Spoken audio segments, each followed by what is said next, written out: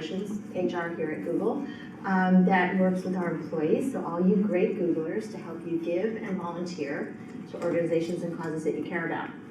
And we are largely known for a couple of big things. One is the Googler Gift Match program. So every Googler has the opportunity to make contributions and have those matched by Google, up to $6,000 per Googler each year. So just in case you didn't know that, remember your gift match benefit. Additionally, we have donations for doers. So if you volunteer, every hour generates $10 in Google support to the organization that you volunteer with, up to $2,500 a year. And right now, you'll see a couple things happening. We also launched disaster matching campaigns. So there's one going on right now to support the flood relief in India.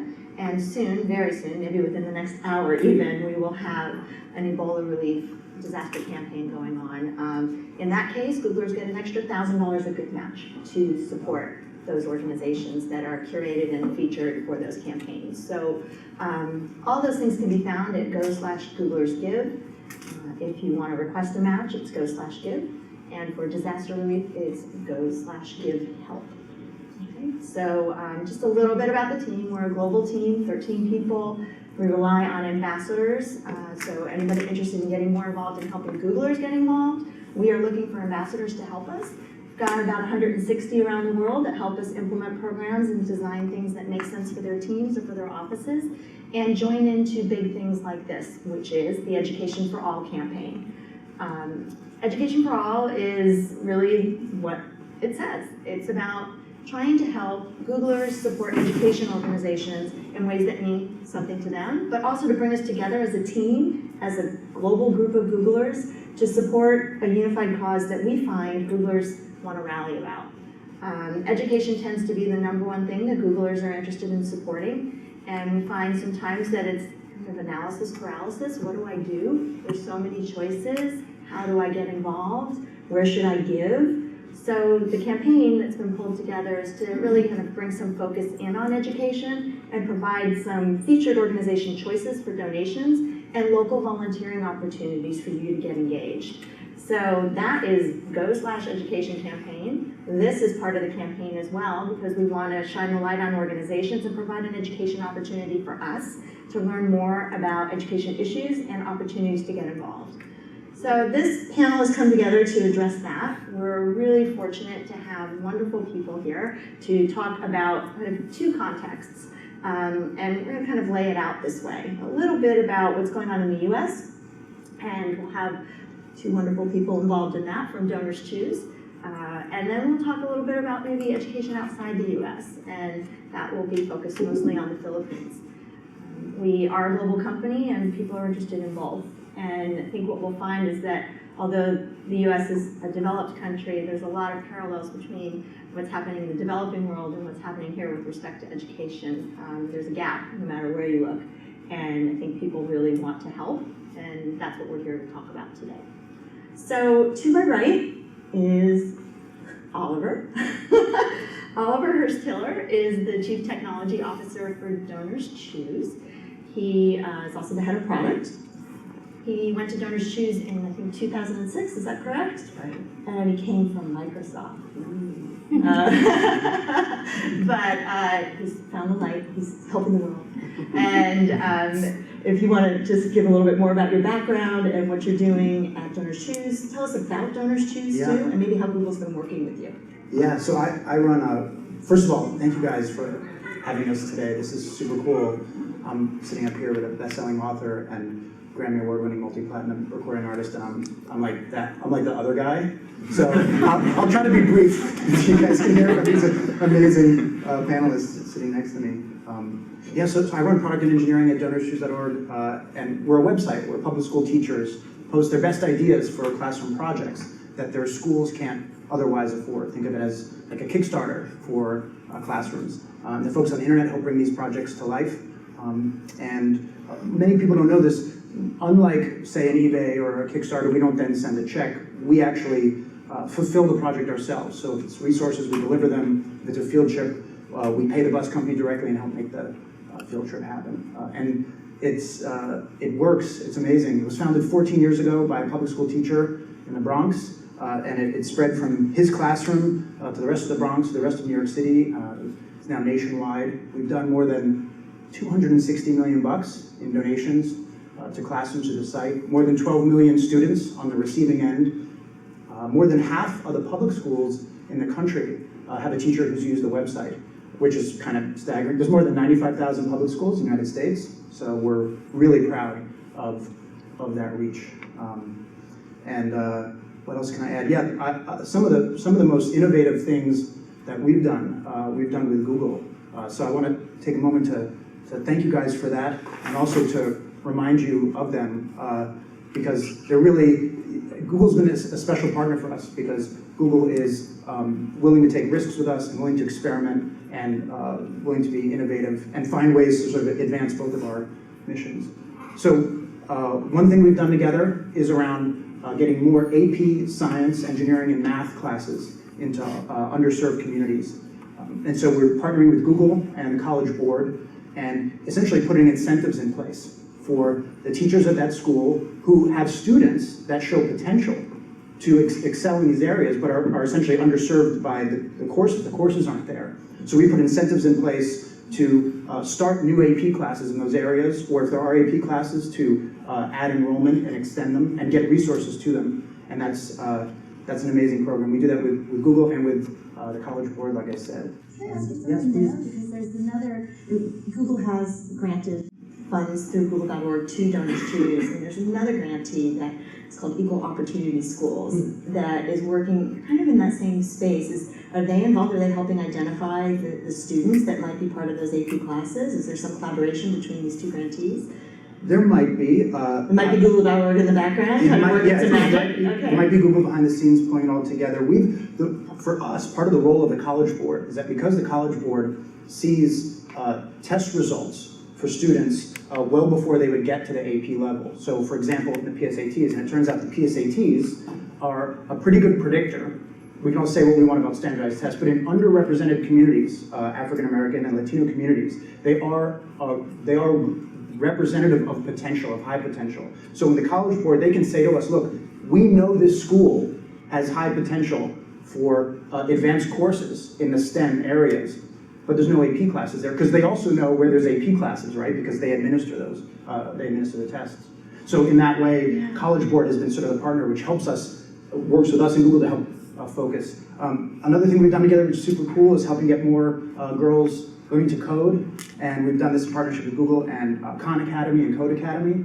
And obviously there's so much excitement and interest around this issue, but actually moving the ball forward is hard. And a bunch of sort of forces, societal and otherwise, are working against us historically. And I think it's a really innovative way they're trying to lick the problem. And so basically, if a teacher or we have incentives in place for teachers and students to do more, to essentially take coding courses, and then the teacher will get a reward in the form of dollars that they can bring resources to their classroom, and same for the students. And the last thing I'll mention is really neat. We did it this year for Back to School, and started in the Bay Area and ended just a week ago in Detroit. For 11 communities across the country, Google backed what we call a surprise flash funding, where it's like, we have videos of this and it'll make you cry. So the students and teachers and administrators are invited to an event where they think they're going to get some grant, and other things are going to happen. And basically it's revealed to them at that moment that Google has funded for Back to School every single classroom request in that entire community. These aren't small communities. It's like Bay Area, Detroit, Seattle, big ones. And everybody just goes bananas, and then Googlers walk in carrying the stuff, and like everybody's crying and hugging, and it's an amazing way to start the school year. So thank you guys for backing that.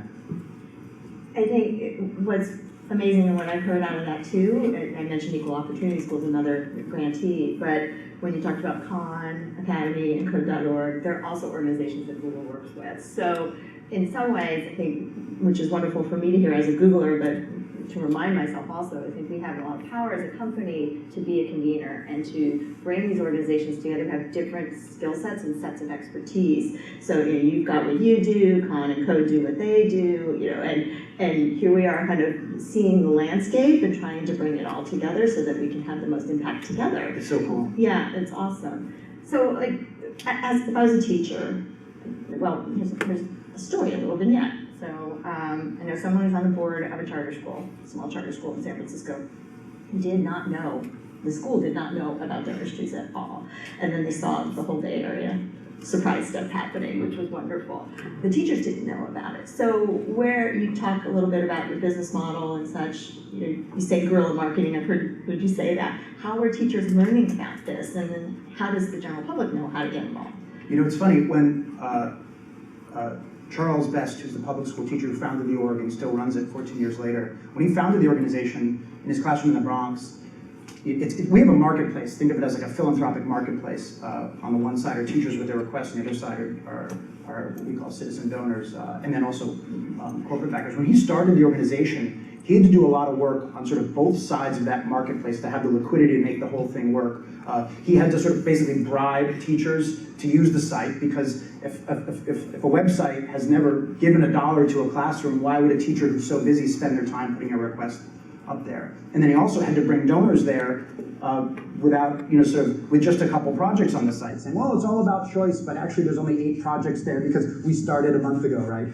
So initially, he had to spend a ton of effort sort of making the market. And when I joined the org 8 years ago, we had staff members who were focused on driving awareness among teachers. And fortunately, in 2014, we now have a level of awareness, with the exception of maybe that school and other schools, but we have a level of awareness where the teachers are coming to our site and they're asking for stuff that they can't get elsewhere. And we're really racing on the donor side, on the citizen donor side, racing to keep up with that demand and trying to find innovative ways to get them funding. So at this point, it's essentially like a word of mouth thing. It's, for example, when you're onboarded at Teach for America, when they take this recent college grad and they say, hey, you're about to dive into like a challenging situation at a high-need school, part of their briefing includes like DonorsChoose.org. You go here, and this is where you get the resources you need. So the good news is that the word of mouth has taken over, and we have a lot of work to do, and with Google's help, and get those projects funded. Are you seeing any trends in what teachers are needing and what people are interested in funding?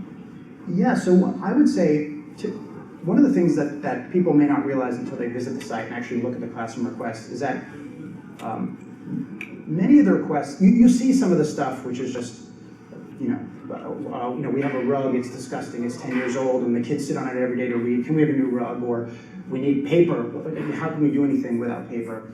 So sometimes it's these really basic essentials. We don't like paper at Google. Yes. Get them Chromebooks. Yeah, exactly. We have those requests too, actually, with your help. So sometimes it's for these like basic essentials. You just can't run a classroom without it. But many of the requests are teachers who are looking to be innovators in their classrooms. They're looking to be experimental. They're looking to try something new. It might be a book that's never been taught for this particular curriculum. It might be a piece of technology which the school's not yet using in the classroom, but they're a little tech forward and they want to try.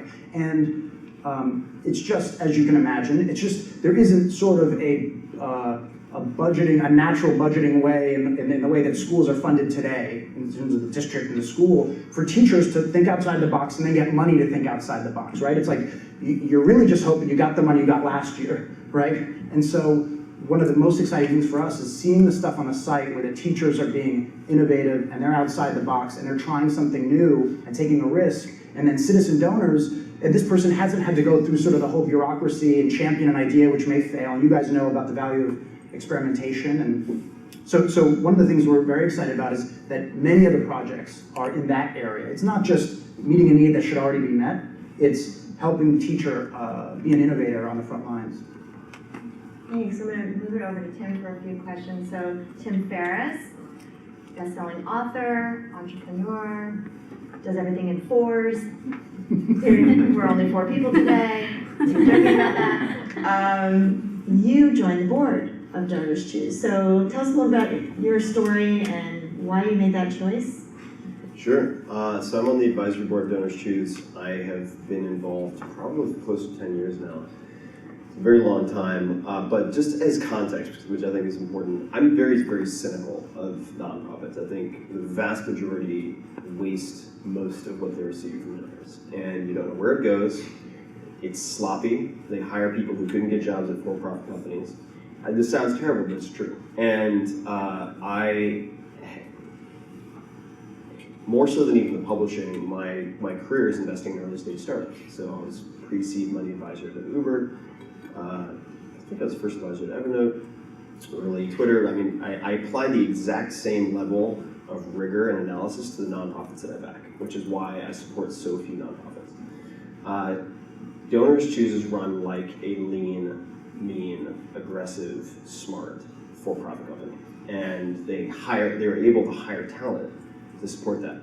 And the story for me goes way, way back, because of course part of vetting any startup is getting to know the management team. I know the founder, Charles Best, extremely well because we were wrestling partners in high school, and he always beat my sorry ass by 1 point for the varsity spot. So I know Charles really, really well. He's determined, yeah. And we've kept close for a long time. And we share very similar values, and I think that DonorsChoose shares a lot of similar values with most Googlers, and I've spent a lot of time here at the Googleplex and with a lot of people who have worked for Google. DonorsChoose for me is important for a few reasons. Number one is a lot of people in this room, I suspect, feel strongly about education. And perhaps you're like me, you recognize that there are a few inflection points in your life where you had an opportunity, you had a particular teacher, you had a particular project, you had a particular type of support where you could have gone this way and instead you went this way. And for me, that was especially true in 2nd grade, 5th grade, 9th grade, and 10th grade. I remember the exact teachers and the exact projects.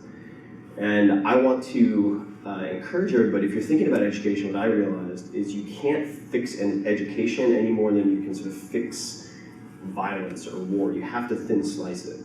And DonorsChoose allows you to do that. So in my case, I care about a couple of things very deeply. I care about literacy, I care about numeracy, and I care about STEM.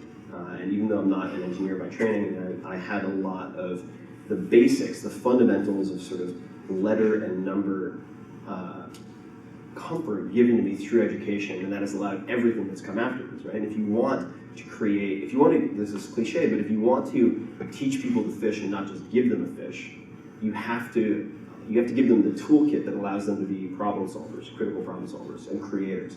And you need to be literate, you need to have numeracy for that. So what I would do is, with the help, and the only reason I've been supporting it for 10 years instead of 14 is because no one knew who the hell I was 14 years ago. I needed a platform first to really do what I wanted to do. And so I've funded projects with the help of my readers for about 200,000 students so far. Every year, and just from a tactical standpoint, I will choose projects very specifically that are related to STEM or literacy. And I'll tell people, or my readers, like, go to the zip code where you grew up, support those projects in the schools where you grew up. If you want to fix the problems where you grew up, I grew up in Long Island. It's like a black hole in some places. Like, people don't get out. People die of drug overdoses. A lot of my friends have, because they went the other way, and I got these opportunities. Just a couple of recommendations. Number one is look under your seat. I have 3 $1,000 gift cards to DonorsChoose. So this is Willy Wonka style for you guys. So you can check under your seats before you leave. There are 3 $1,000 gift cards, and if you found them, if you hate kids, definitely don't use them. I don't think they'd be there. Otherwise, please make use. There we go. Should be. All right, cool.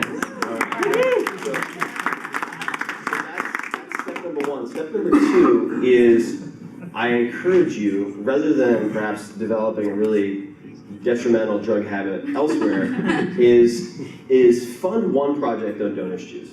One project, or just help a project. And it'll develop into this sort of benevolent drug hit. for you. And You just gave them the first hit for free. when I'm having a bad day, so what else do I look for in for-profit startups and nonprofit? I look for transparency. I look for metrics. I look for feedback. I look for an iterative product development loop, right? You guys focus on product. Like, if I were to compare you to any one of my startups, I'd say like, yeah, everywhere. Like, if it's like $1,000 in the PR, or $1,000 in the product, it's $1,000 in the product every time. And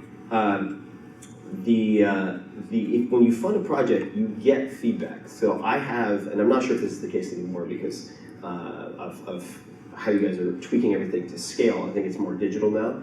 But I have a drawer full of sort of thank you letters from teachers. And like when I'm having a hard day, when I'm just like, I can't do it, God, I suck. Life is so hard. You know, just one of those days. We all have them. I sit down, like pour myself a cup of tea, and very San Francisco, and like read through these letters, and I swear to you, like it can help you. You will get as much out of it as you're giving to these teachers and these students.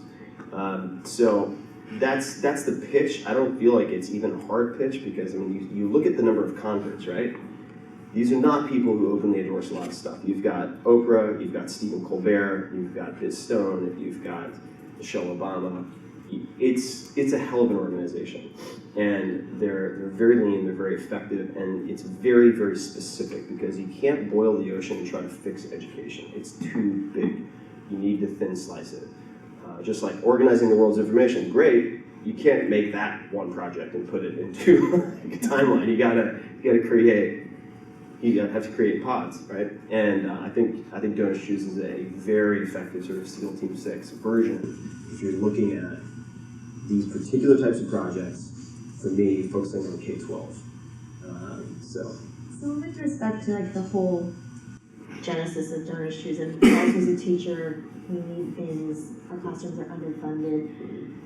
Where is DonorsChoose, or is DonorsChoose getting more involved in advocacy? I know we can't solve it all, we can't boil the ocean, but you do have advocates like Michelle Obama saying this is great. So are you stepping into that policy discussion more as an organization? Policy and advocacy is important. It's also difficult, and it may not be our, one of the things that's made us successful, Tim would probably tell you, is that we're sort of focused on doing what we do really well and not getting too distracted. But we are excited about the idea of having an impact beyond just direct relief. And so to your question, one of the things we're starting to do is dig into our data. And we now actually have a data science team. It's 2 people, but that's still unusual for a nonprofit. And our attitude is we believe, the most innovative teachers in the United States on our site, and they're requesting resources for their classroom. And like I said before, sometimes it's critical stuff they should have already, and often it's outside of the box stuff. These teachers are ahead of the curve, and they're asking for certain things to teach math, or certain things to teach technology or literacy, that they're ahead of other teachers, and they may be ahead of budget makers. So our first foray into this, and still very much sort of at the beginning, an experiment, is to dig into that data and say, what are our teachers telling us, and what trends are we seeing? And I'll give you a simple example. For a while, there's been a long push towards, for example, smart boards. And smart boards are great, but they're also quite expensive. And what we've seen more often requested are what are called Elmo projectors, which it's basically the modern overhead. So many of us grew up with a traditional overhead, and this is the modern one where you can put anything on it and you can plug in your computer, et cetera. And these are on the order of hundreds of dollars. So this is just a very simple example where we see teachers saying, well, given a choice between these technologies, I'm going to go for this cheaper one, and smart boards are still awesome, but this can be informative in many ways. So maybe we can impact budgets, maybe we can impact policy, maybe we can show mainstream teachers, what these teachers who are out in front, what they're doing, and kind of pass that down. That's kind of what I was going to ask. Let me jump in too. So you guys understand the power of data, or put a different way, data when you're able to convert it into meaningful information, right? And so I'm going to take it a step further. Hypothetically, this is not a conversation I've had with DonorsChoose, so Let's do it now. Views are my own, as all the celebs say on Twitter. So hypothetically, what happens? You have data, you have information on what types of things are needed in which districts. Okay. People generally in a given county, state, they want their education to be really good. So what happens when you have a handful of politicians running, some of them for re-election, and you're able to say, wow, that district really sucks for these following things. Like, you're just not taking care of your educators.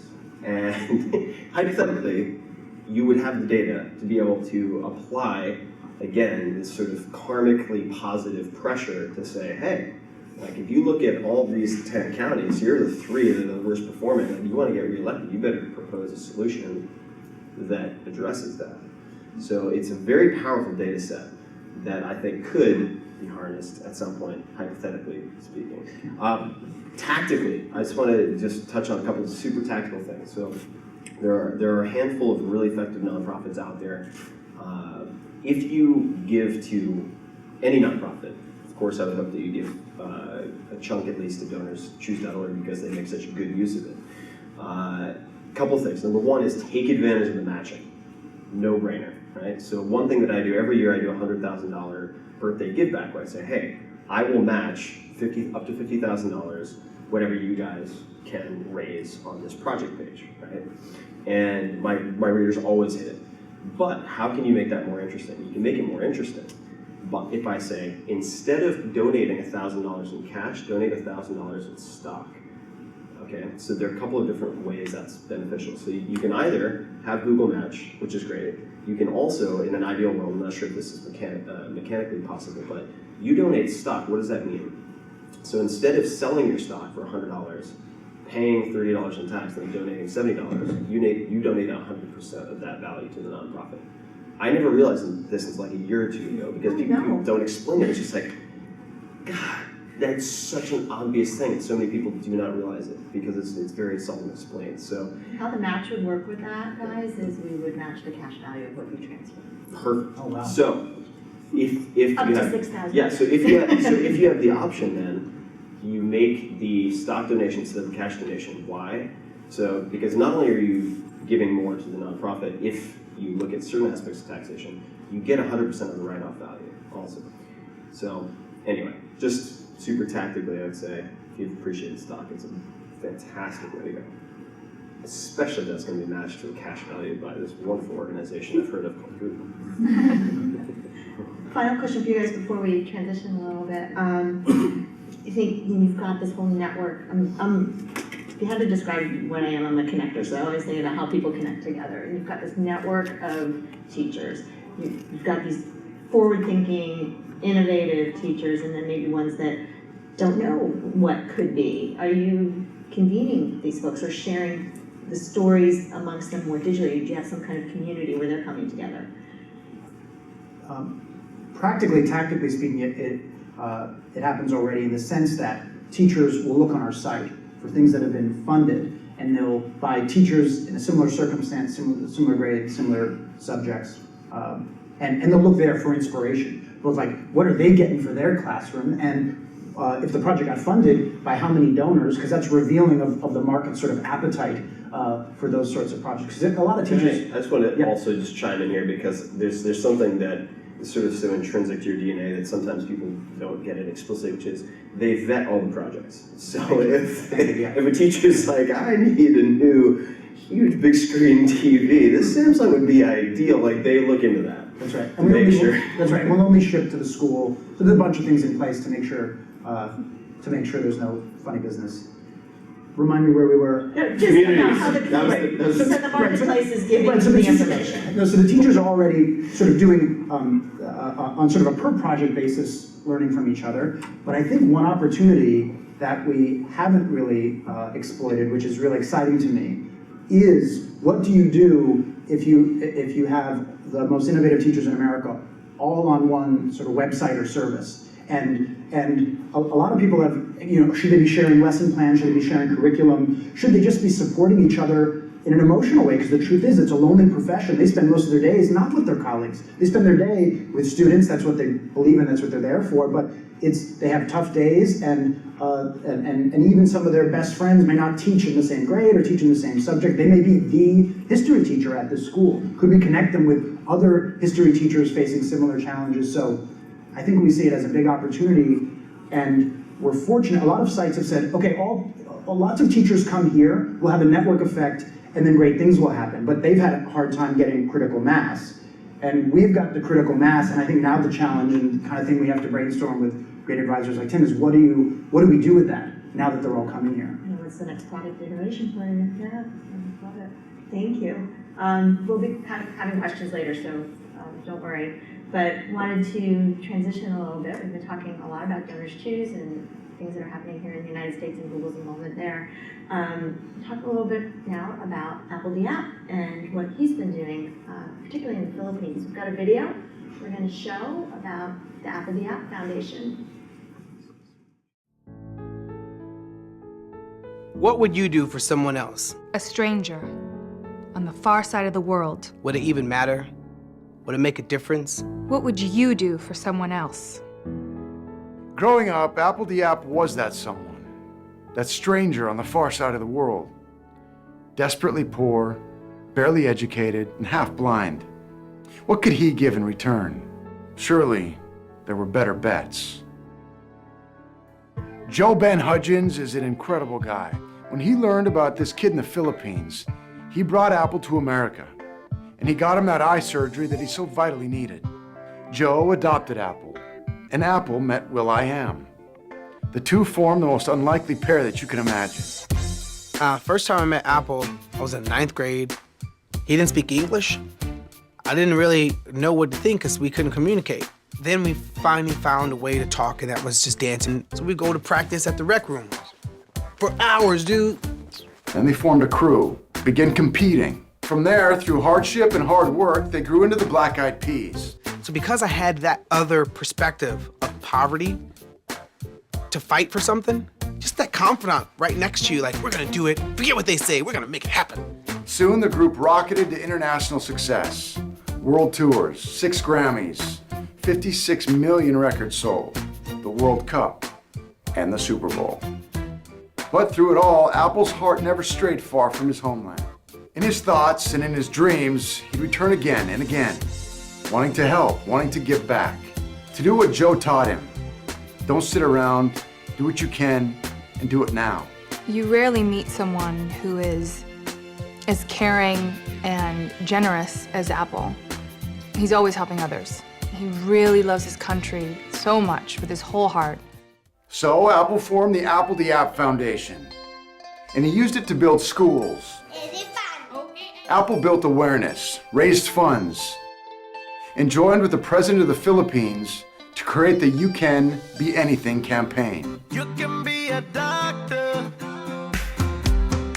You can be a governor. All you gotta do is dream. You can be anything. But that's only the start. The Apple the App Foundation is working to establish classrooms and schools and labs all across the Philippines. When I look at App, it makes me proud of his dedication, his passion, how humble he is. He's done a lot, but I think Apple's just getting started. My sincere thanks for all you have done. I have to admit, from time to time, I like to enjoy and sometimes dance too. Apple the App's hip-hop anthems. And it certainly helps my enjoyment, knowing that the man singing on the record has consistently, may I repeat that, has consistently given back to this nation. One person cannot change the world, but if I help somebody here, you help someone here, and we come together, then we can make a difference. Joe Hudgens didn't wait. He gave because he could. He gave because he cared. When you help someone, you often don't know who they are or what they have to give, or how they might help someone else down the road. What matters is that you take action. Take that step. Give. Do. Be a part of the love in the world. What would you do for someone else? Father, Father, Father, help us. Send some guidance from above. These people got me questioning.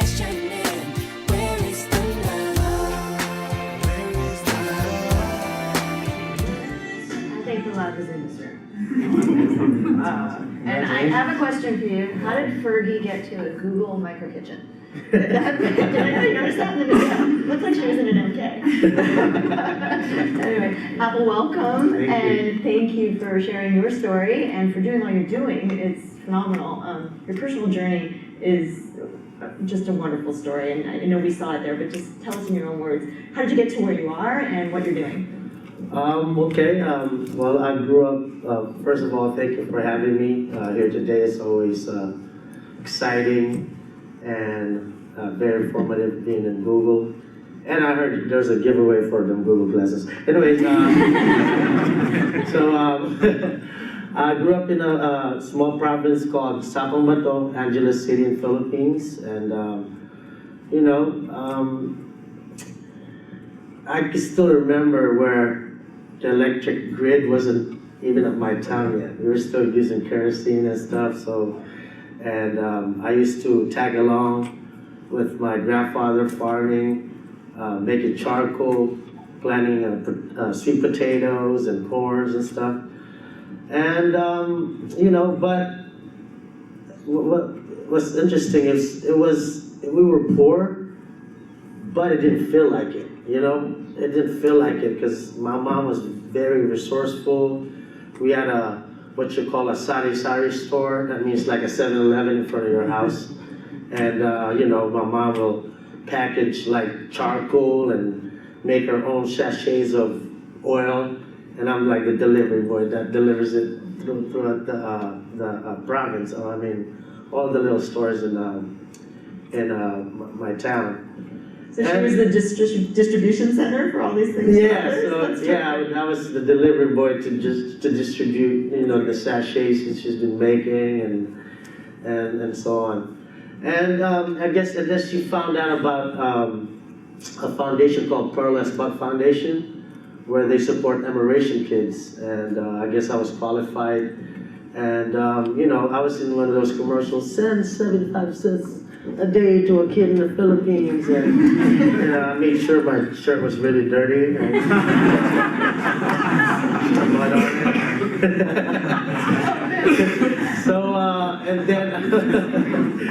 and then in return, so you get sponsors from the U.S. and they send you school supplies, and in return you get to write letters and actually show your grades, your GPA, and that's why education is very important.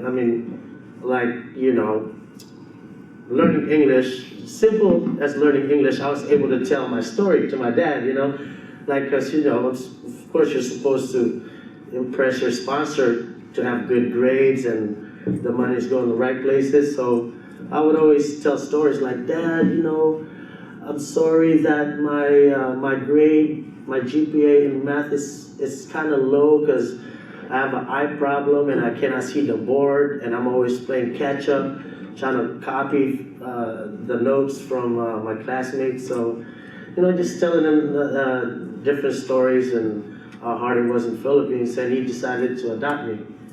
And brought me to the US in 1989. And he was roommate with Will.i.am's uncle. So on the weekdays, he needed a babysitter. So Will.i.am's uncle's like, well, Joe, my sister Deborah could take care of Alan during the weekdays. And he was a tall black man, that's why. And she has a kid the same age as Alan. So they take me to, so now I'm living in Los Feliz area, which is pretty cool, like, not the ghetto. And then they took me to East LA, to Will's house. And I'm like, yes, this is where I want to live. Because it just had that sense of family and just everyone playing outside. And of course, I met Will. And imagine, it was a culture shock, coming from Philippines, 10,000 miles away. Now I'm like in East LA, and I'm like, power windows, I'm like, and then me and Will were just kind of like, it's like, after 4 hours later, you know, so finally we started conversing. It's like, so you're from the Philippines? No, it's like, yeah. So, so what do you do there? What do you do there? I know how to Running Man. It's like, you know how to do the Running Man? All the way from the Philippines? I hope you didn't run from the Philippines all the way there. So, you know, from that conversation, we just shared the same interest, like, yeah, I break dance too. And then, you know, we form a dance crew called Travel Nation, and you know, we were 16, 17, so all we could do is go to like Filipino house parties and, and get shot up.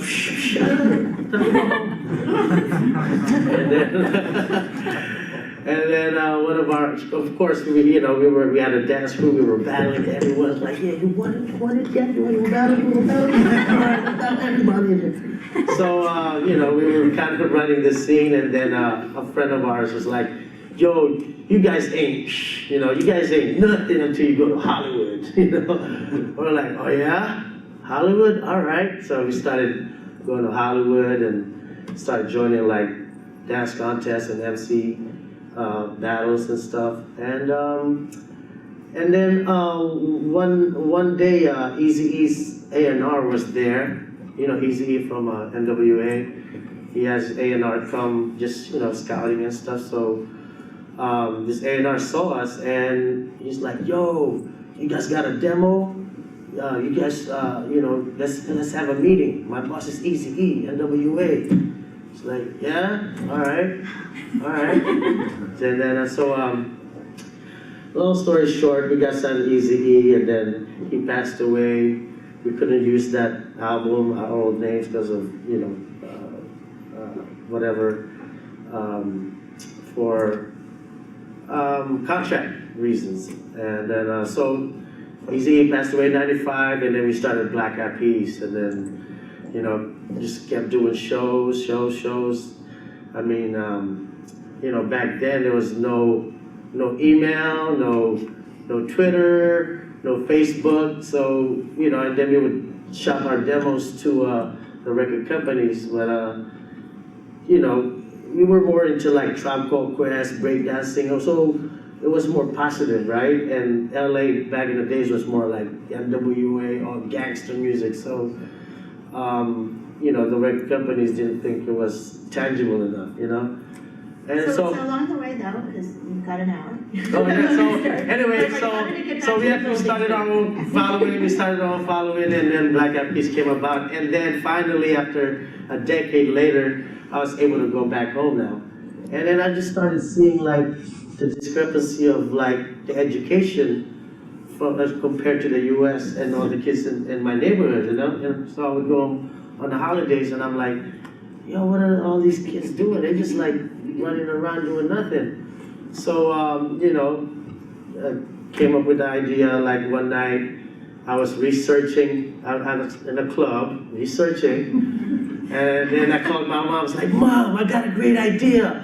I need you to buy a building and I'm gonna go home for Christmas and bring 25 laptops and all the kids in the neighborhood could go and like learn how to like, you know, just learn computers, you know?" And then it's like, "Alan, son, are you drunk?" I was like, "Mom, I was researching, okay? I was researching and anyways."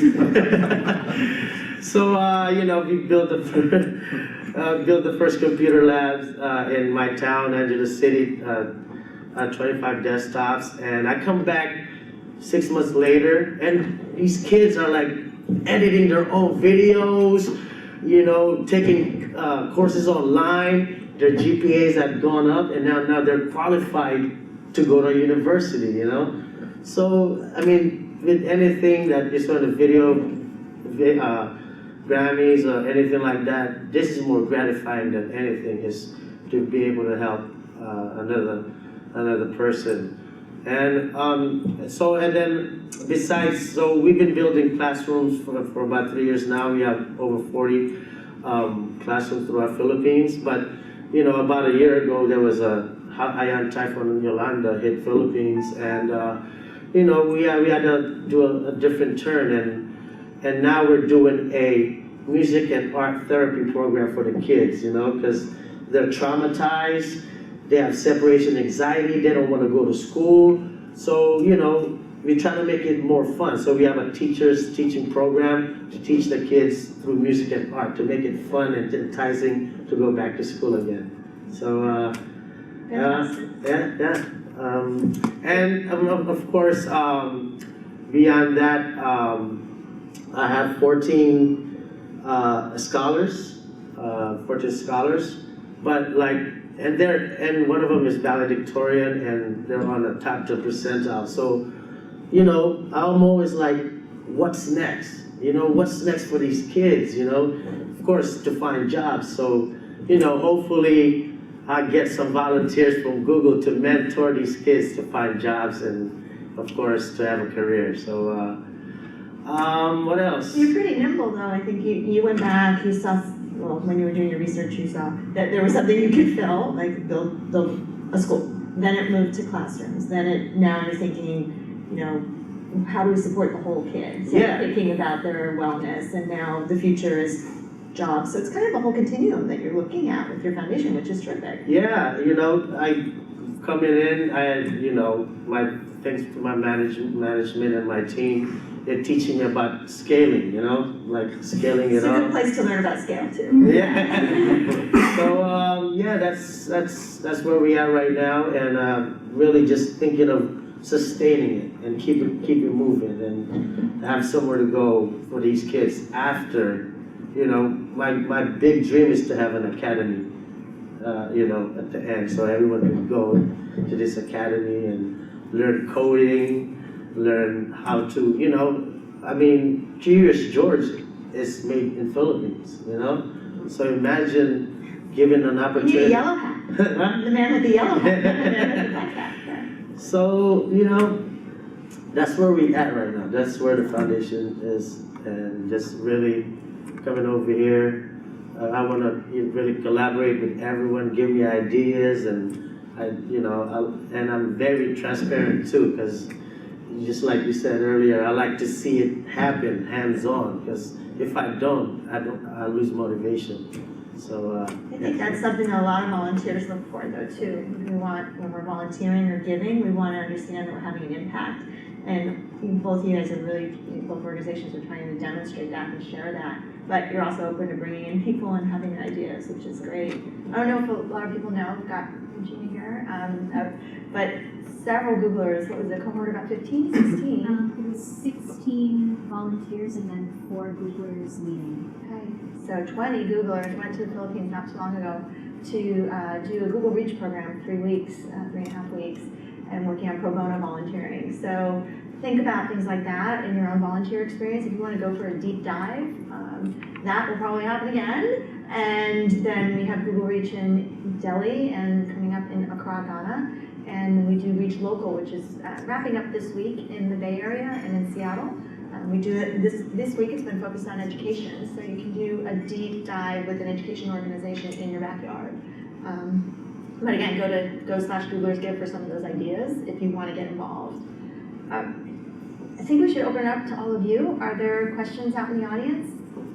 Thanks for coming. Really insightful stuff. Appreciate your time. So I guess I'm wondering, you talked a little bit about it already, but networking. So one of the most important things that I think is a big part of why we're successful at Google is because we're very good at sharing knowledge and passing learnings along from organization to organization. So you talked a little bit about how teachers can proactively go and check out what other projects are being funded and that sort of thing. But is there anything to kind of preemptively push that type of behavior on teachers? And is there anything that you can do to kind of encourage that so that these people are talking and they can see what's successful and what's not to kind of help set them up for success?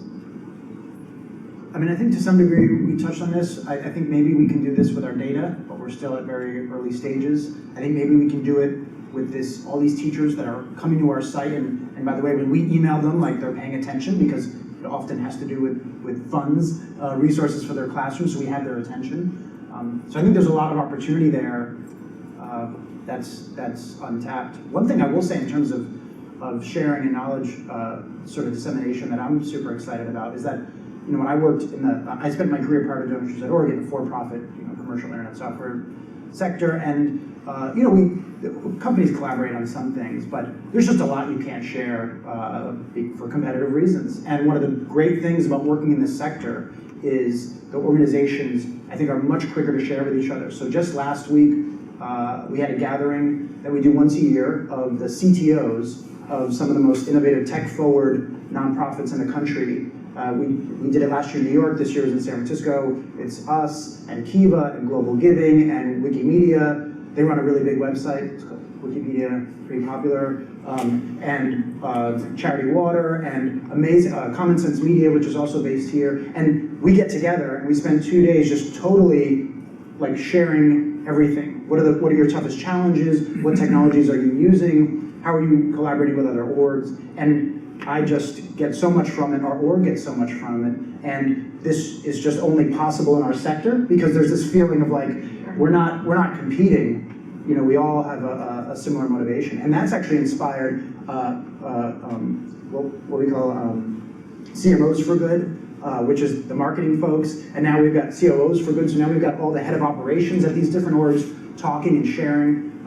So to me, it's a level up from what you asked about in terms of the teachers, but I think it's exciting in terms of like a rising tide, just us not having to make all the same mistakes on our own and learning from each other. Interesting though, the organizations you mentioned are all pretty new. You know, so I was in the nonprofit sector for over 25 years. A lot of those organizations that I used to work for would not have thought about that collaboration that you're thinking about, and that's what's really going to make the impact. It's so good to hear. Just to add to that, if I could, real fast, there are kind of two levels of collaboration. The CTO to CTO, which is organization to organization collab, is really important. I think like when I met with Charles along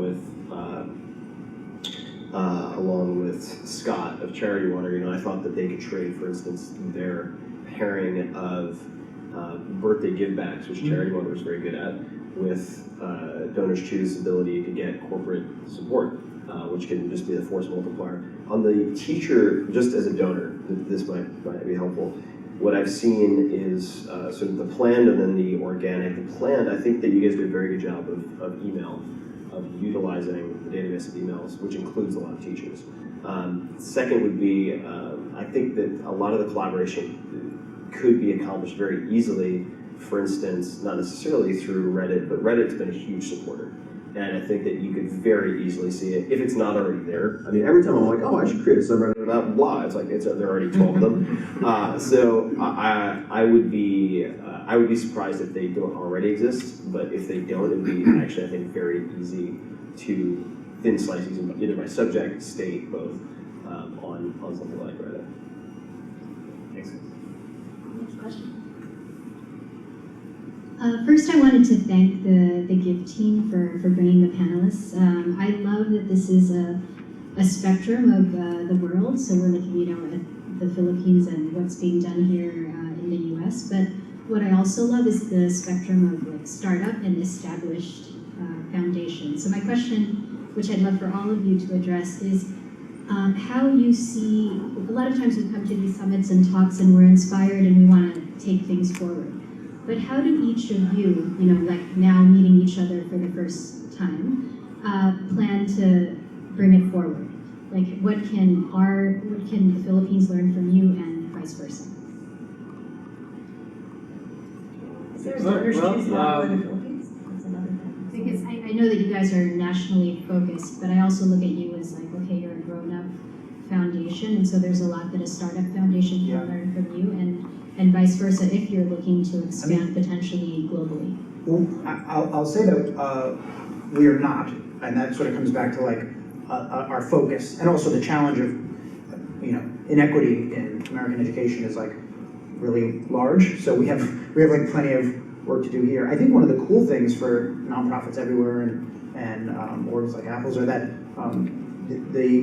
14 years ago when Charles had this idea, he had to build the whole thing from scratch. And now you don't necessarily have to. There's like white label crowdfunding platforms out there, and there's a whole mess of them. And so what that means, and also I think a trend that's happening is that don't, I mean, I'm biased, but my experience is that once you give in this way, whether it's Kiva or Global Giving or us or Kickstarter or Indiegogo, once you have that level of choice and accountability and transparency, it's really hard to give another way. Like the old school, like throw it over the wall and, well, we agree at the headline level about the mission, I'm gonna throw this money over the wall. So I think the good news that there's now pressure on foundations and nonprofits to offer micro-giving opportunities and that sort of Tim's language, thin-sliced ways to target. But I think the good news is now, it doesn't mean everybody has to run out and like us have a product and engineering team of 16. There's now turnkey hosted products out there where you can then take your opportunities. So maybe one thing, not to put them on the spot, but maybe one thing their organization could look at is giving donors a way to target, because we know that appeals to donors. I just had one more. Music education is really close to me. I was actually a music teacher before I started coding. I got sucked into the dark side. But I think it's wonderful. I've been a member of DonorsChoose since I saw them in Colbert a few years ago, and I've contributed to a bunch of different like local schools that have things like I contribute some money and say, oh, they seem far away. And I'm very happy to say that Google came through and finished like the last 2 projects for us, like PAs and instruments for small kids. But I wanted to know, do you have an initiative for music and arts? It's really taken a hit in the last 10 years in all the schools. Yeah, and everyone's scrambling and struggling. Do you have a particular initiative you focus on that? We tend to look to we're not prescriptive, we look to the teachers and say, you tell us what you need. That said, teachers are influenced by the matching dollars out there. So when, for example, orgs like Google say, hey, we want to focus on STEM, teachers will say, well, that's motivational to me because I'd love to activate this match, and so you can sort of draw attention to the area. And it's absolutely the case that music and visual arts and performing arts everybody knows they're kind of like the first to get cut when times get tight. And so we see a lot of those projects on the site, sort of evergreen. So if you guys ever want to get behind projects in the performing arts, visual arts, music, they're always on there at different grade levels, different need levels. And I think I think the good news and bad news there is that we're probably always going to have those projects on our site because it does seem to be, it's something, everybody believes it's so important in education, but it's also sort of the first to get cut when times get tight. I think some of those voices are missing because a lot of those teachers are fired and those programs are gone. So that's why I'm saying that maybe we should organize something that puts it back. I think there's an opportunity for all of us, I think, to be change agents ourselves, right? And we've got our networks within Google and outside of Google. And everybody can be a philanthropist. You don't have to be able to do a $100,000 birthday match to make that happen. You can, swipe your badge. You can get other people to join you. So think about that. Towards the end of this year, the first week of December, many of our offices in all of Mountain View will be participating in a program called GGive. And in the month of October, Googlers will be invited to put forth their organization that they love and share their story about why you love that organization and say, I'm going to sponsor that organization for a day. And if you give to that organization that day, then Google will match it and I will match it up to a certain amount. So October starts this nomination process. It won't be totally global because for us to gift match globally is a little bit challenging, but it's going to be in either 43 teams or offices and all of Mountain View Bay Area will be covered. And look for those messages coming out in October. If you have a charity that you're really interested in, an organization or a cause around, let's say, music and arts, put that forth and people will decide in a democratic way if that's one of the featured organizations for the week. And then you can bring others into the fold in the first week of December when the GGive campaigns happen. Okay? Just to reiterate something, it's not about the amount of money you give, it's about seeing the direct result of the dollars that you choose to put in. So, I think whether it's with Al's organization or DonorsChoose.org, just see if you can find a specific initiative that reminds you of a teacher or a class that led to you doing this as opposed to flatlining or dropping, like I'm sure people have seen their classmates suffer from. So take the baby steps, And we also hear often from students who it's really moving, but they're floored that a stranger would help them. And the way our site works is they don't know how much money you gave, whether it's $5 or 50 or 500, but you do leave a message. You put your picture up there and you leave a message saying lots of letters. Right? Yeah, you get the letters back. So you really. That's like Apple and his dad, right? Is somebody, he wrote the letters back, so that personal connection makes it really. It's ultimately about people, and that's I think this very human thing that probably goes back tens of hundreds of that. Right? It's like in our DNA to help each other, and when these students are on the receiving end and they say, "My gosh, these strangers did this for me," it's quite powerful. And just not maybe I've had too much caffeine today, but just one more thing. It's not just about helping people, okay? Because help, I think, it's about enabling people. It's about trying to level the playing field a bit by giving them the tools that they need to be the highest version of themselves. It's not a handout. Specifically with both these orgs, like if you're teaching people to code, you're helping people to acquire a skill, whether that be something that will return dividends forever in music or STEM or elsewhere. You're enabling them, not just helping them. And I think it's helpful to think of it that way. It's the power of education. Yeah. Thanks, everybody, and they'll be around for a few minutes if you want to ask